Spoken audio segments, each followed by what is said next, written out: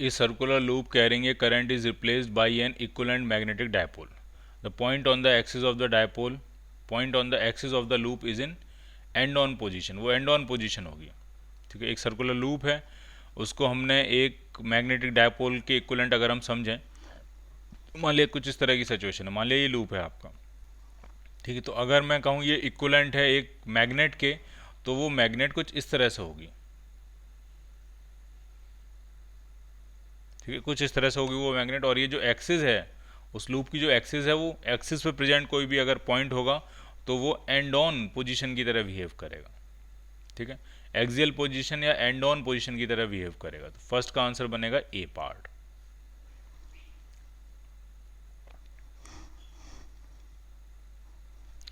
Second question में कह रहे हैं ए सर्कुलर लूप कह रहे हैं current is replaced by N equivalent magnetic dipole, the point on the loop, loop पे जो पॉइंट होगा वो कैसे बिहेव करेगा, ब्रॉड साइड ऑन पोजीशन की तरह, ठीक है। लूप पे प्रेजेंट पॉइंट मतलब यहाँ पे किसी पॉइंट की बात कर रहे हैं, तो ये मैग्नेट की कौन सी है, ब्रॉड साइड ऑन पोजीशन, ठीक है, जिसको हम इक्वेटोरियल पोजीशन भी कहते हैं।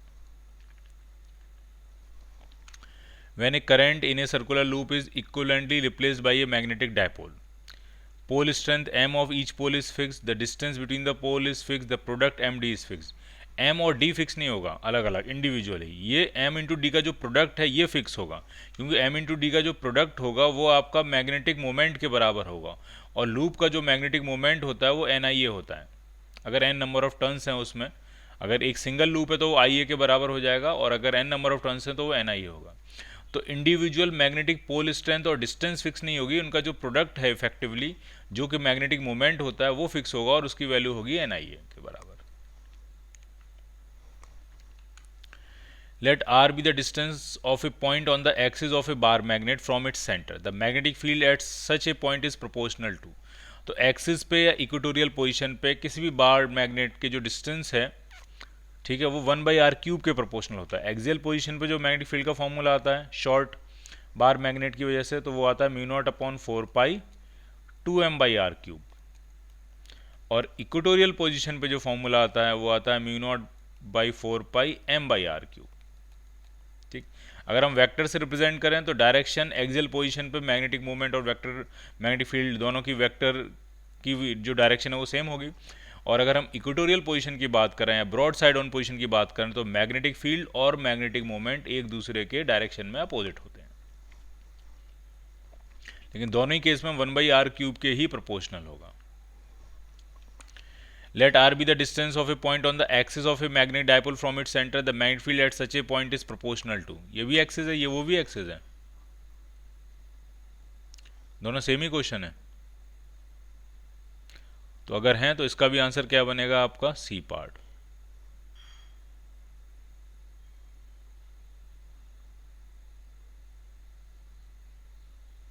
ठीक है, ये भी मैग्नेटिक डायपोल है और ये भी एक्सिस की बात कर रहे हैं और यहाँ पे भी एक्सिस की बात कर रहे हैं, ठीक है।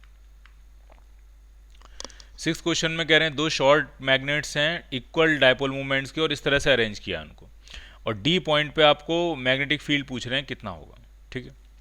तो चीज़ समझने वाली ये है कि मैग्नेटिक डायपोल मूवमेंट साउथ से नॉर्थ पोल की तरफ होता है, तो इसका मैग्नेटिक डायपोल मूवमेंट इधर होगा और इसका मैग्नेटिक डायपोल मूवमेंट इधर होगा, तो नेट मैग्नेटिक डायपोल मूवमेंट इस तरफ आ जाएगा। अगर ये m है, अगर ये भी m है 90 डिग्री पे है, तो ये आएगा m√2, और m√2 डायपोल की वजह से ये जो पॉइंट है ये इसकी एक्सियल पोजीशन पे है, तो हम एक्सियल पोजीशन वाला फॉर्मूला लगाएंगे।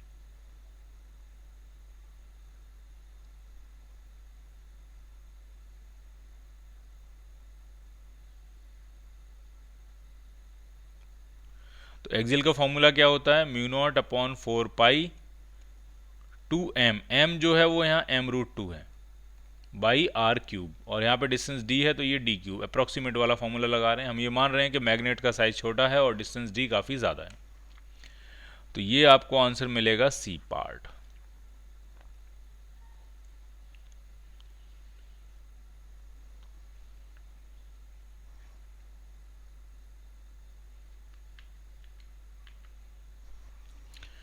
मैग्नेटिक मेरिडियन क्या है, तो मैग्नेटिक मेरिडियन एक वर्टिकल प्लेन है जो अंदर जाके मैग्नेटिक एक्सिस को अपने अंदर कंटेन कर लेता है।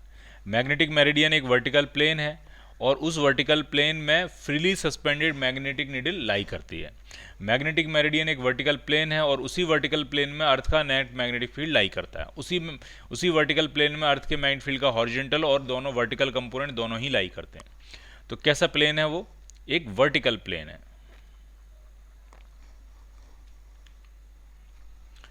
A compass needle which is allowed to move in a horizontal plane is taken to a geomagnetic pole। geomagnetic pole पे अगर हम लेके गए तो geomagnetic pole पे net magnetic field vertical direction में होता है। ठीक है, अगर आप मैग्नेटिक नॉर्थ पोल या मैग्नेटिक साउथ पोल पे जाओगे कहीं भी, तो वहाँ पे जो नेट मैग्नेटिक फील्ड है अर्थ का वो वर्टिकल डायरेक्शन में होगा, जबकि निडल जो है वो हॉरिजॉन्टल प्लेन में मूव करने वाली है और net magnetic field vertical direction में होगा। तो हॉरिजॉन्टल में तो कोई मैग्नेटिक फील्ड का कंपोनेंट है नहीं, तो हॉरिजॉन्टल में तो इसको जहाँ छोड़ोगे वो वहाँ रुक जाएगी। ठीक है, किसी भी पोजीशन में रुक जाएगी क्योंकि हॉरिजॉन्टल में कोई मैग्नेटिक फील्ड नहीं होगा। तो इसका आंसर बनेगा D part. A dip circle is taken to the geomagnetic equator. अब डिप सर्किल है, डिप सर्किल जो है वो वर्टिकल प्लेन में घूमता है। ठीक है, और उसको आप कहाँ लेके गए हो? जियोमैग्नेटिक इक्वेटर पे। जियोमैग्नेटिक इक्वेटर पे सिर्फ हॉरिजॉन्टल कंपोनेंट होता है, सिर्फ हॉरिजॉन्टल कंपोनेंट, जबकि डिप सर्किल कौन से प्लेन में घूमेगा? वर्टिकल प्लेन में। और उसको रखा कहाँ है हमने? The needle is allowed to move in a vertical plane perpendicular to the magnetic meridian. ठीक है, अब इसको बहुत ध्यान से समझना है। मान लिया कुछ इस तरह की सिचुएशन होगी, मान लिया इधर जो है ये है आपका मैग्नेटिक फील्ड। ठीक है, जियो मैग्नेटिक इक्वेटर पे मैग्नेटिक फील्ड सिर्फ और सिर्फ हॉरिजॉन्टल कंपोनेंट होता है, वर्टिकल कंपोनेंट होता नहीं है। ठीक, और हमने जो डिप सर्कल को जो हमने रखा है उसको इसके वर्टिकल प्लेन में रखा है, ऐसे रखा है हमने उसको। ठीक है, ऐसे नहीं रखा है। ठीक, ध्यान से समझना, इस तरह से नहीं रखा है। ठीक है, इन दोनों में अंतर समझो। इसमें क्या है कि ये जो वर्टिकल प्लेन है ये उसी हॉरिजॉन्टल डायरेक्शन में है जिस डायरेक्शन में अर्थ का नेट मैग्नेटिक फील्ड है, लेकिन मैग्नेटिक मेरिडियन में ये वर्टिकल प्लेन कौन से में है? मैग्नेटिक मेरिडियन में रखा है, जबकि ये वाला जो वर्टिकल प्लेन है वो मैग्नेटिक मेरिडियन के परपेंडिकुलर में रखा है। अगर डिप सर्कल को मैंने यहाँ रखा होता तो डिप निडल जो है वो इसी डायरेक्शन में अलाइन हो जाती। ठीक है, ये जो डिप निडल है वो इस तरह से इस डायरेक्शन में अलाइन हो जाती, लेकिन आपने उसको इस तरह से रखा है। तो जिस प्लेन में डिप निडल ये घूमने के लिए फ्री है, जिस प्लेन में ये डिप निडल जो है वो घूमने के लिए फ्री है, उस प्लेन में तो मैग्नेटिक फील्ड का कोई कंपोनेंट ही नहीं है। जो भी नेट कंपोनेंट है वो उस प्लेन के परपेंडिकुलर है। तो डिप निडल जो है वो तो किसी भी डायरेक्शन में रुक जाएगी। ठीक है, किसी भी डायरेक्शन, जिस डायरेक्शन में छोड़ोगे वहां रुक जाएगी वो। In any direction it is release. तो आंसर बनेगा इसका D part. Which of the following four graphs may best represent the current deflection relation in a tangent galvanometer? तो टेंजेंट गैल्वेनोमीटर में करंट जो होता है वो टेन थीटा के प्रोपोर्शनल होता है। तो टेन थीटा का ग्राफ बनेगा, और टेन थीटा का जो ग्राफ होता है, अच्छा आपने इधर करंट रखा है और इधर थीटा रखा है। ठीक है, तो टेन थीटा का जो ग्राफ होता है वो इस तरह से बनेगा ये, और यहाँ जो थीटा होगा ये आपका 90 डिग्री होगा। 90 डिग्री से ऊपर कभी नहीं जाएगा, 90 डिग्री पे जाके रुक जाएगा। तो जो आंसर इसमें मैच कर रहा है, जो थोड़ा सा बेहतर दिख रहा है, ठीक है, ये इस तरह से जाएगा और 90 डिग्री से आगे कभी नहीं जाएगा।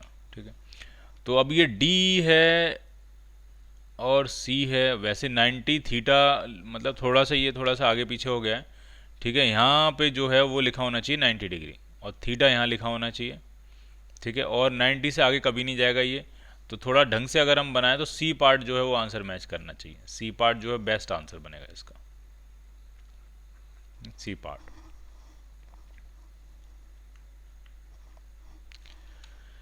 A tangent galvanometer is connected directly to an ideal battery.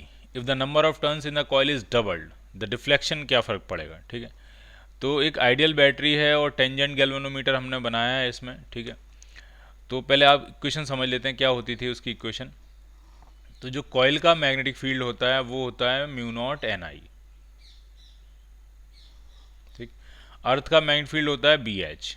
Tangent galvanometer में अगर हम टॉप व्यू देखें तो इस तरह से सिचुएशन होती है। इधर मान लिया, ये मान लिया अर्थ का, इधर मान लिया, चलो इधर मैंने मान लिया ये अर्थ का मैग्नेटिक फील्ड है बी एच, और जब मैंने ये इस डायरेक्शन में ऐसे कॉइल रखी होगी मेरी, और ये आएगा बी सी, और जब करंट आएगा तब ये जो सेंटर पे निडल होगी वो थोड़ा सा डिफ्लेक्ट हो जाएगी और ये एंगल बनाएगी थीटा। ठीक। और टेन थीटा का जो फॉर्मूला बनेगा वो बनेगा B C upon B H. Tangent galvanometer की सेटिंग है, ये आपको पहले से पता होनी चाहिए। बी सी जो होगा वो होगा, अच्छा यहाँ पे कॉइल होगी तो म्यू नॉट एन आई का फॉर्मूला नहीं लगेगा, ये फॉर्मूला लगेगा mu naught N I upon two R. R उसकी रेडियस हो जाएगी, mu naught I upon two R, N number of turns हैं तो mu naught N I upon two R. तो ये आ जाएगा mu naught N I upon two R divided by B H. ये इक्वेशन बनने जा रही है। ठीक, तो अब हम जरा देख लेते हैं क्या होने वाला है। ठीक है, तो मैं इसको साफ साफ करके एक बार ढंग से लिख देता हूं।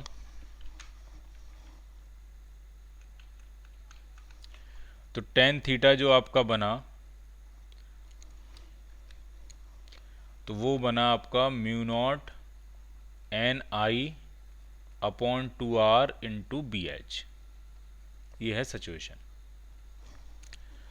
अब इसमें कह रहे हैं कि is connected directly to an ideal battery. Ideal battery, उसका कोई अपना रेजिस्टेंस नहीं है। If the number of turns coil में अगर हमने डबल करेंगे, नंबर ऑफ टर्न्स डबल करोगे तो क्या होगा, तो नंबर ऑफ टर्न्स अगर आपने कॉइल में डबल किए, 2 टाइम्स किए, ठीक है, तो उस कॉइल का रेजिस्टेंस भी तो 2 टाइम्स हो जाएगा, क्योंकि लेंथ 2 टाइम्स लगेगी आपको वायर की, और रेजिस्टेंस अगर 2 टाइम्स हो जाएगा तो करंट भी करंट हाफ हो जाएगा।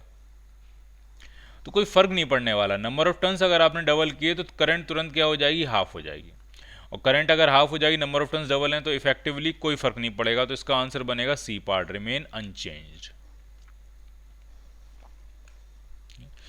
अगले वाले में कह रहे हैं if current is doubled the deflection is also doubled. तो ये क्या होगा, ये मूविंग कॉइल गैल्वेनोमीटर होगा, क्योंकि करंट डबल करने से डिफ्लेक्शन डबल हो रहा है। इसका मतलब हम ये कह सकते हैं कि आई जो है वो थीटा के प्रोपोर्शनल है, टेन थीटा के प्रोपोर्शनल नहीं है। तो ये कौन सा गैल्वेनोमीटर होगा, मूविंग कॉइल गैल्वेनोमीटर।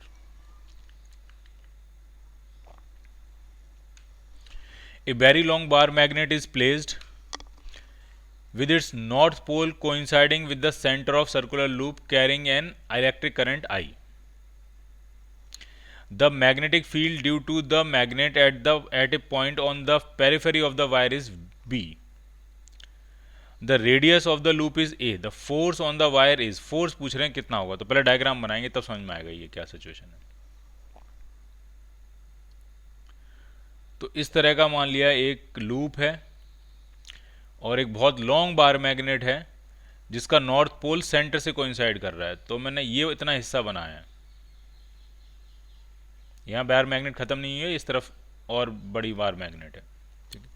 तो ये इसका नॉर्थ पोल है और करंट कितनी फ्लो हो रही है इसमें, आई करंट फ्लो हो रही है, इस तरह से आई करंट फ्लो हो रही है,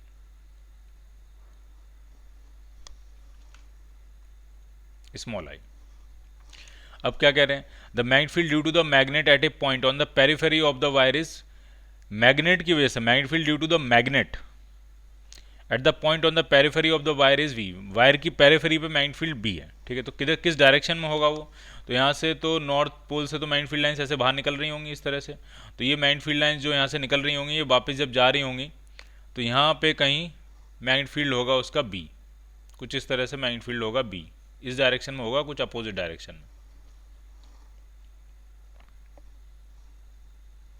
एकदम अपोजिट नहीं होगा वो, ठीक, एकदम अपोजिट नहीं होगा, लेकिन हाँ कुछ होगा, इस तरह से होगा। और लूप की रेडियस है ए, तो वायर पे फोर्स पूछ रहे हैं कितना लगेगा वायर पे फोर्स, ठीक है।